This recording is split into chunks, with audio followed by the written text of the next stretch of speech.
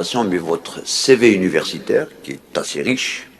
Et donc, ce jury qui est composé par moi-même, par Madame Khattal, donc de l'université de Béjaïa, Madame Boukbash, qui est de l'université de Béjaïa, Monsieur Dahmoun Farid, qui est votre collègue à l'université de Bouira, et Monsieur Omar Aoun, qui est votre collègue, mais de Khmis Meliana. Donc, les rapporteurs invités sont M. Moulay Riyad de l'université de Béjaïa, M. Rizgi Farouk, parmi nous, de l'université de Béjaïa, et M. Chiban, qui va arriver tout à l'heure, bien qu'il soit là, donc de l'université de Béjaïa. Donc, on va vous écouter à peu près entre 30 à 40 minutes pour exposer l'essentiel de votre vie professionnelle. Et évidemment, on fera un débat après. Vous avez la parole. Merci, Monsieur le Président. Donc, Monsieur le Président, Mesdames et Messieurs les membres du jury, honorables assistants, chers collègues, chers amis, bonjour. Permettez-moi de vous présenter mon dossier d'habilitation universitaire que j'ai mis moi-même sous un axe, parce que même si on m'a dit qu'il n'y a pas de titre pour une habilitation universitaire, mais quand même, j'ai mis, on ne va pas dire que c'est un titre, mais c'est un axe. Donc on va l'insérer dans un axe drogue screening. Donc voilà, je vais commencer ma présentation par un plan que je vais suivre. Tout d'abord, je commencerai par présenter mes diplômes et parcours académiques. Ensuite, je prendrai un peu de temps pour mon parcours professionnel, que ce soit le volet pédagogique ou bien les activités d'encadrement. Ensuite, je vais prendre un peu plus de temps pour les activités de recherche, que ce soit en période doctorale ou en période postdoctorale. Ensuite, j'exposerai le bilan et production scientifique et je terminerai par une conclusion et des perspectives. Donc, j'ai obtenu mon baccalauréat sciences de la nature donc en juin 2004 et je me suis inscrit à l'université de Béjaïa. Donc, en parallèle, j'ai refait des bacs que j'ai obtenus 4 fois, 2005, 6 et 7, en tant que candidat libre. Donc, au total, j'ai eu 4 bacs. Ensuite, j'ai obtenu ma licence en biochimie appliquée juin 2007, toujours à l'université de Béjaïa. Durant mon parcours de licence, je me suis perfectionné en effectuant différents stages dans différents domaines, que ce soit dans l'agroalimentaire, par exemple le KGB Label, ou bien un laboratoire privé de contrôle de qualité et de conformité, que ce soit dans un domaine médical, par exemple le secteur sanitaire d'Amizou, même dans le domaine d'écologie, là où j'ai effectué un stage au Parc national de Gouraya. Ensuite, j'ai obtenu mon master en biochimie appliquée en juillet 2009 avec mention majeure de promotion M2. Le titre de mon mémoire était Effet des alcaloïdes et des huiles de Nigella sativa et Nigella damascena sur l'activité pectatliase de Pectobacterium carotovorum et Pectobacterium atrosepticum. Comme d'habitude, mon parcours de master aussi, donc j'ai essayé de valoriser mon parcours en effectuant différents stages. Le premier, c'est au niveau de la laiterie d'Amizour, et le deuxième, c'est au niveau de laboratoire d'enzymologie pour préparer mon mémoire de fin de cycle. Juste après, je me suis inséré directement dans le secteur professionnel, là où j'étais ingénieur de contrôle de qualité dans un laboratoire privé, la SNC Prévolab, pendant une année. Juste après, j'ai eu, on va dire, la chance de poursuivre mes études, c'est-à-dire j'ai été sélectionné sur concours sur titre, autant que, bien sûr, parmi les candidats, j'ai été classé premier de la promotion. Donc, j'ai préparé une thèse en co-tutelle entre l'université de Béjaïa et l'université de Montpellier en France, que j'ai soutenue en avril 2014. L'intitulé de la thèse était Graines de Pinus aspe, caractérisation physico-chimique et activité anticancéreuse. Donc, durant ce parcours doctoral, j'ai effectué 4 stages au niveau de l'Institut des biomolécules Max Mousseron, École nationale supérieure de chimie de Montpellier en France. En ce qui concerne le parcours professionnel, tout d'abord, après la soutenance de thèse, le volet pédagogique, j'ai déjà directement entamé. Je m'excuse, donc...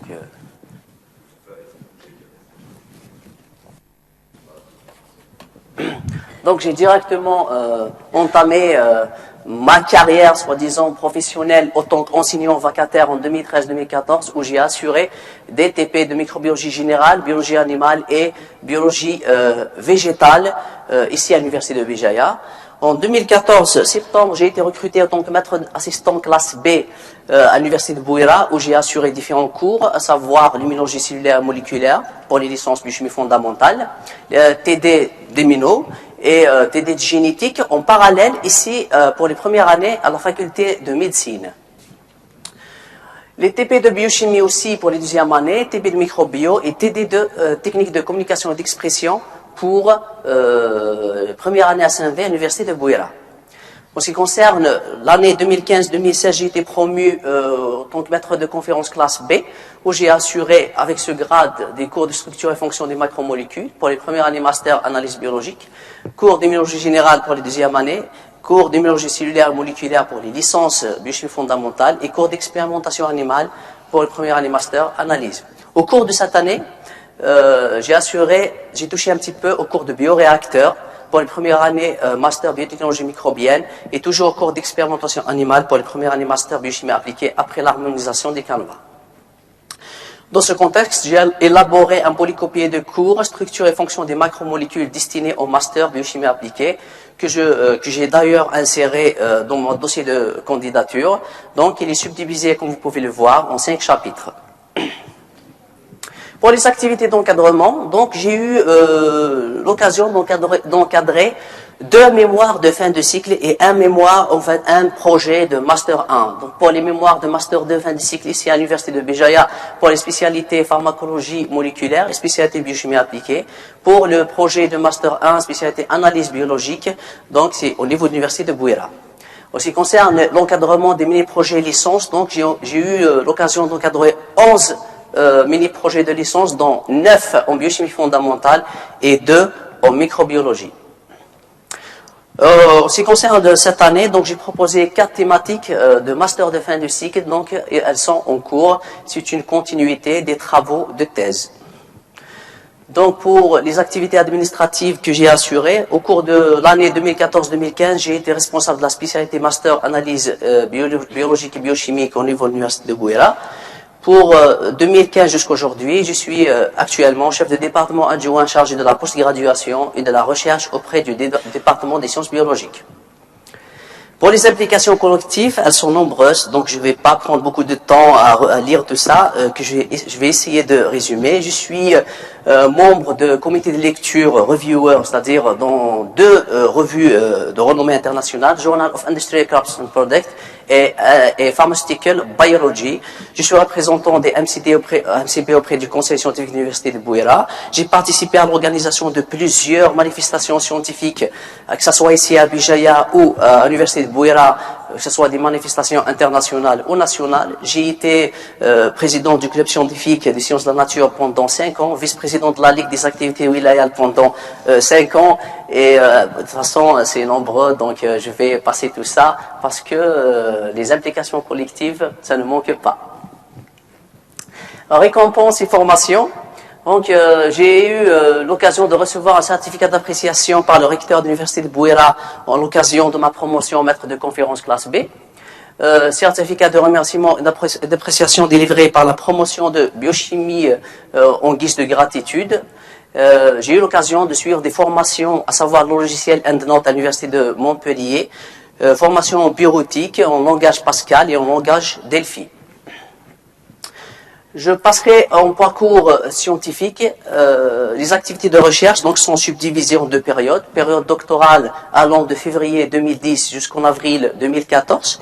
Étant donné que j'ai déjà mentionné que cette thèse a été réalisée en co-tutelle entre l'Université de Béjaïa et l'Université de Montpellier. Donc les 2 laboratoires, bien évidemment, c'est le laboratoire de biologie végétale et ethnobotanique. La thèse a été dirigée par le docteur Khattal Bachara et le laboratoire de glycochimie et reconnaissance moléculaire dirigé par le professeur Montero Jean-Louis. En ce qui concerne la période postdoctorale, depuis avril 2014, j'ai rejoint le laboratoire de recherche biomathématique, biophysique, biochimie et scientométrie dirigé par le professeur Madane Khoder. Donc, je vais m'axer pour l'exposition de des résultats ou bien de la partie recherche sur deux axes principaux. Le premier, ça concerne la caractérisation des matrices végétales, que ce soit matrice terrestre que j'ai fait durant la période doctorale, ou bien une matrice aquatique que j'ai eu l'occasion d'étudier en période postdoctorale. Ensuite, on passera au deuxième volet qui est la valorisation biologique de ces matrices végétales. Donc, que ce soit activité anticancéreuse des fractions lipidiques des graines de pinus réalisée en période doctorale, activité antioxydante des extraits de cette algue qui est Cystostera barbata ou bien de citrus et de ficus réalisée en période postdoctorale, inhibition de brunissement enzymatique par les feuilles de citrus aussi en période postdoctorale, et la même chose pour les activités hypolipidémiantes, les extraits de rameaux et de feuilles de ficus carica en hyperlipidémie expérimentale. En ce qui concerne le premier volet qui est la caractérisation des matrices végétales, donc je ne vais pas trop m'étaler sur la période doctorale parce que la majorité ont déjà vu, en plus j'ai déjà exposé ça, je vais juste résumer par point. Le premier point, c'est consacré sur la valorisation nutritionnelle des poudres de graines et de leur huile. Pour cela, plusieurs techniques ont été utilisées, à savoir l'infrarouge, la DRX, la GCMS, la HPLC, la CMS, etc. Le deuxième point, c'est l'analyse de ces fractions lipidiques principalement polaires, à savoir glycolipides et phospholipides par LCMS. Ensuite, on a passé à l'encapsulation des fractions polaires par la bêta-cyclodextrine et analyse du composé par RMN. Enfin, nous avons terminé par l'étude de l'activité antiproliférative et anti-angiogénique de ces composés polaires encapsulés. Ces travaux de thèse ont été valorisés par 3 publications de renommée internationale, une en Food Chemistry et 2 en Industrial Crops and Products. Je passe après en période postdoctorale. La matrice choisie était une matrice aquatique, l'algue brune, Cystostera barbata, déjà parce qu'elle est disponible sur la périphérie, sur le relief méditerranéen. Il n'y avait pas trop d'études sur elle. Spécialement, on est sorti un petit peu de l'ordinaire, à savoir les polyphénols ou bien les flavonoïdes, etc. On s'est axé principalement sur les polysaccharides. Les polysaccharides, d'ailleurs, qui sont utilisés trop en pharmaceutique, c'est-à-dire à titre d'exemple l'acide hyaluronique, sont aussi utilisés comme additifs alimentaires, en alimentation, etc.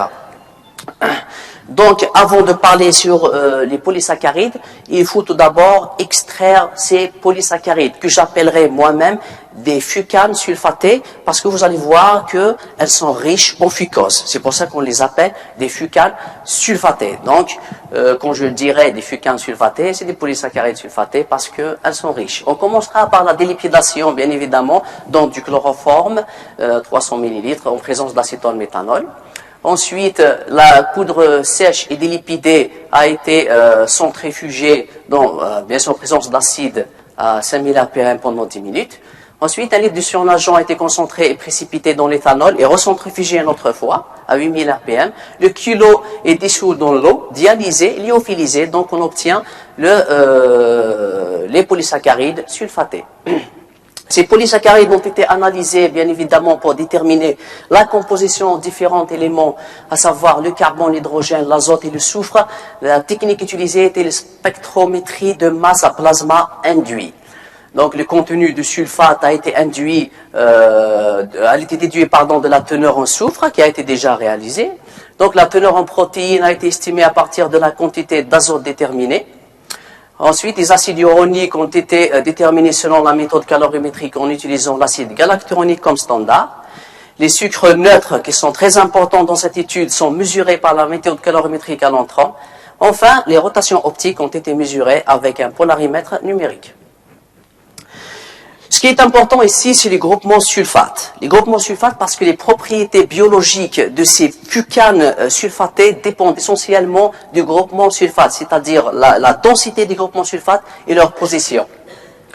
Tout d'abord, on doit désulfater ces fucanes en utilisant une résine échangeuse de cations. L'UA a été neutralisé avec de la pyridine, puis lyophilisé. Ensuite, les sels de pyridium issus des fucanes ont été dissous dans le DMSO anhydre et du méthanol. Après chauffage et agitation, donc on ajoute 5 ml d'H2O, neutralisé et dialysé en utilisant une membrane de coupure de 1 kg Dalton et lyophilisé. Le contenu des groupes sulfates résiduels a été vérifié par spectrométrie de masse à plasma induit.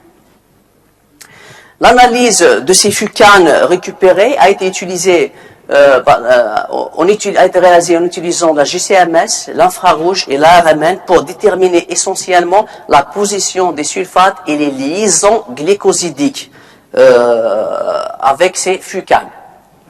Les résultats obtenus montrent que le rendement était de 5,45%. Dans les sucres neutres qu'on peut voir qui dépassent les 50%, on a aussi les sulfates qui dépassent les 22,51%. La composition en ose neutre montre que les fucoses sont majoritaires avec 44,6%, suivi du galactose à 34%. On peut observer aussi l'apparition d'autres sucres, à savoir le glucose, le rhamnose, le xylose et le mannose en petite quantité. L'analyse infrarouge nous montre à peu près les fonctions qui sont présentes. Donc on note un OH des sucres à 3390 cm-1. Donc on peut voir aussi la fonction CO des acides uroniques. On peut voir la fonction sulfate qui est importante, la liaison avec l'oxygène. La même chose, le groupement sulfate. Ce qui est important ici, c'est le groupement sulfate et leur liaison avec le carbone des fucoses. Ici aussi, on peut voir les esters sulfatés à 840. En ce qui concerne l'analyse spectroscopie RMN, qui est très importante pour à peu près comprendre la structure de ces fucanes sulfatées, on note au signal 5,35 ppm un proton anomère pour l'alpha-alphécopéranose et les protons de CH de carbone O substitués.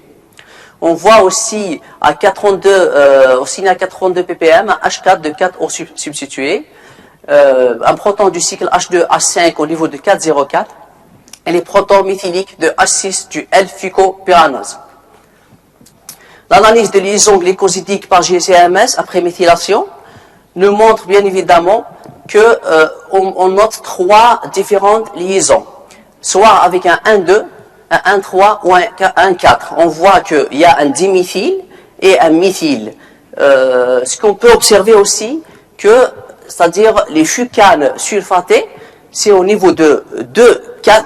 Le fucane désulfaté, c'est au niveau de 2,4 au diméthyle. Ça veut dire que la position des sulfates, soit elle est en position 2, soit elle est en position 4, mais majoritairement quand on voit au niveau de 4O méthyl fucane, c'est-à-dire on voit 19 fucanes désulfatés, ça veut dire que la position majoritaire des sulfates est en position 4. On passe au deuxième volet qui est activité biologique. On commencera par les activités antioxydantes. Donc l'activité antioxydante de ces fucanes sulfatées sur le radical des PPH, on remarque à 1,5 mg par millilitre une inhibition à 100%, inhibition totale de ces radicaux. Pour le deuxième test réalisé à la même concentration, on voit que 62% d'inhibition de blanchiment de bêta-carotène.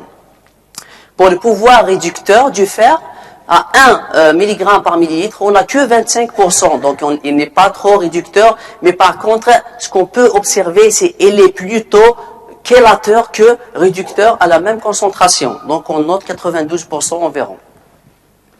Le dernier test réalisé sur les fucanes, c'est le test de détérioration de l'ADN. Là où on a mis ces fucanes sulfatées en présence d'un ADN plasmidique à raison de 0,5 g par puits, en utilisant deux concentrations seulement, 0,125 et 0,25 mg par millilitre. Après incubation à 10 minutes à température ambiante, on additionne le réactif de Fontan, donc qui est connu, c'est un oxydant.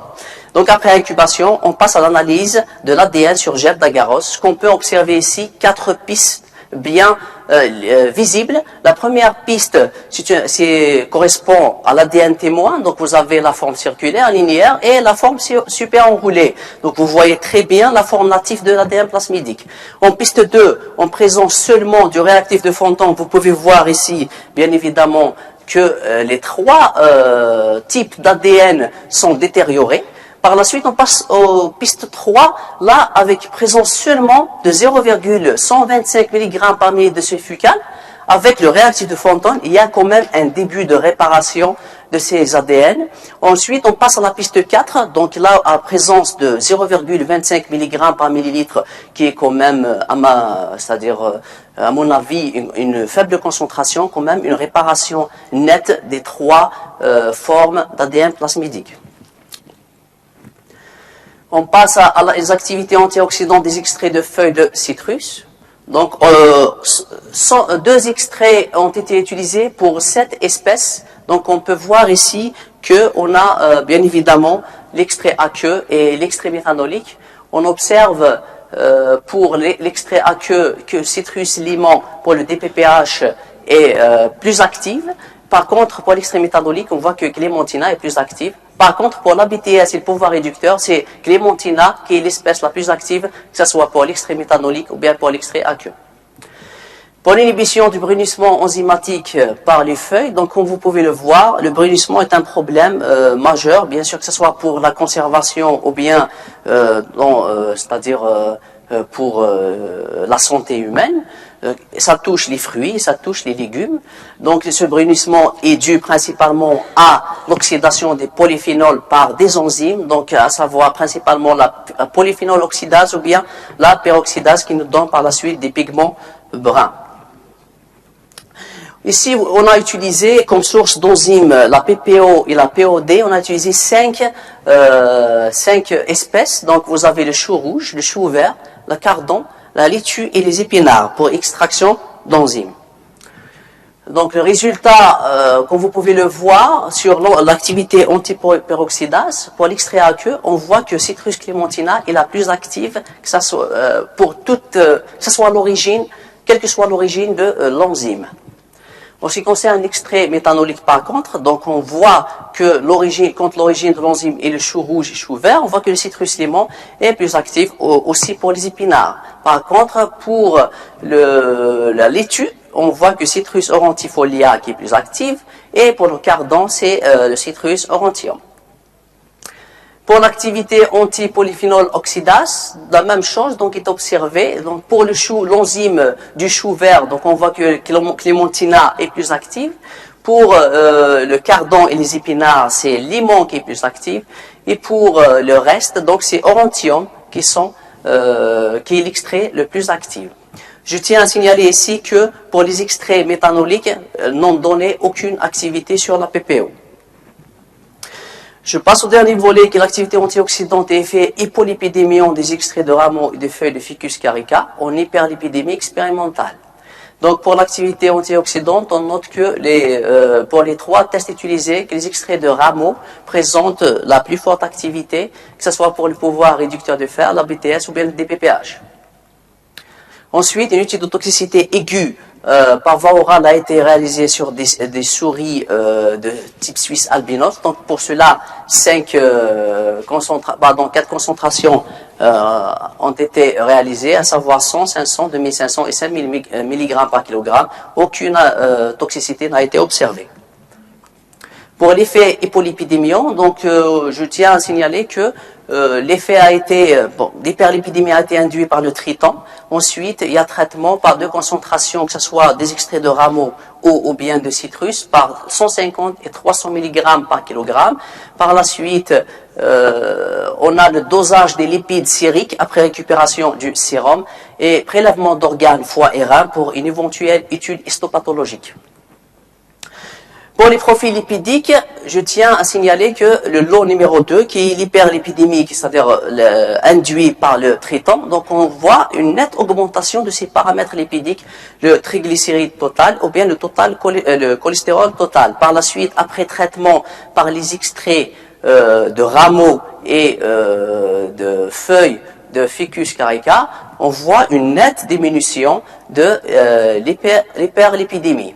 La même chose a été observée pour les LDL, donc induction de ces paramètres, augmentation et diminution après traitement par des extraits de feuilles, à savoir à 150 et 300 mg par kilogramme, et le rameau. Je tiens à préciser ici que les extraits de rameau sont toujours plus actifs que les extraits de feuilles, ce qui confirme d'ailleurs l'activité antioxydante réalisée. Pour l'activité HDL, c'est le contraire. après l'induction par le traitant, on remarque une diminution de l'épidémie pour la diminution de HDL, du paramètre HDL pour le low control, et l'augmentation du bon cholestérol après traitement par les rameaux, les extraits de rameaux et les extraits de feuilles. Donc l'effet histopathologique du traitement par voie orale nous montre directement, donc c'est visible, elle nous montre que après traitement par le traitant, on voit l'apparition des vacuoles lipidiques, et après traitement par nos extraits, savoir 300 mg par kg de rameaux ou bien de feuilles, on remarque la disparition de vacuoles lipidiques qu'on a observé déjà au niveau du traitant. Donc ces résultats ont été valorisés, comme j'ai déjà signalé, par des publications internationales en ce qui concerne la période doctorale. Donc on a 3 articles scientifiques publiés. Et pour la période postdoctorale, donc 6 articles ont été publiés, dont 4 publiés, 2 qui viennent d'être acceptés, et 6 autres articles soumis et en cours de publication. Donc ces aussi travaux ont été valorisés à travers des différentes manifestations scientifiques, donc que ce soit nationales ou internationales, en nombre de 13.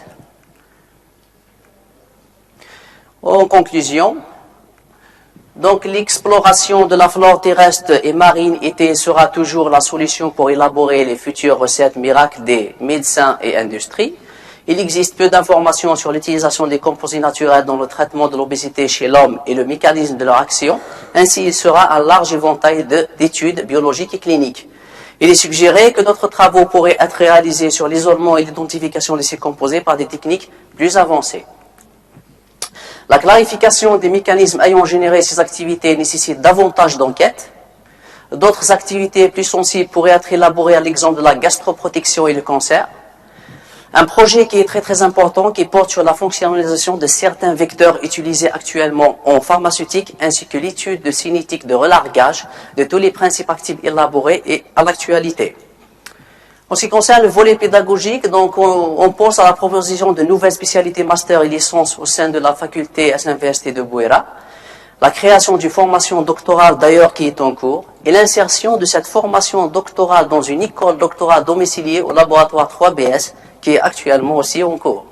Avant de vous rendre la parole, Monsieur le Président, je tiens à remercier les membres du laboratoire 3BS, à savoir chercheurs, ingénieurs, doctorants et étudiants, particulièrement Monsieur Madani Khodé, laboratoire de biologie végétale et ethnobotanique, chercheurs, ingénieurs, doctorants et étudiants, particulièrement Madame Khattel, laboratoire de glycochimie et reconnaissance moléculaire de l'Université Montpellier, en particulier Jean-Louis Montero et Véronique Baragan, les membres de la faculté des sciences de la nature et de la vie, sciences de la terre de l'Université de Bouéra, en commençant par le staff administratif et staff pédagogique, étudiants, enseignants, tout le monde de notre faculté. Je tiens particulièrement à remercier le responsable de centre d'impression, M. Khalfullah Foudil, qui m'a beaucoup aidé, que ce soit durant ma thèse de doctorat ou bien la thèse de postdoc. La secrétaire du décanat de la faculté SNV de l'université de Béjaïa, Madame Madi Marim, et tous mes amis sont cités les noms parce qu'ils sont vraiment nombreux et je les remercie beaucoup. Et sur ce, je termine ma présentation et je vous rends la parole, Monsieur le Président.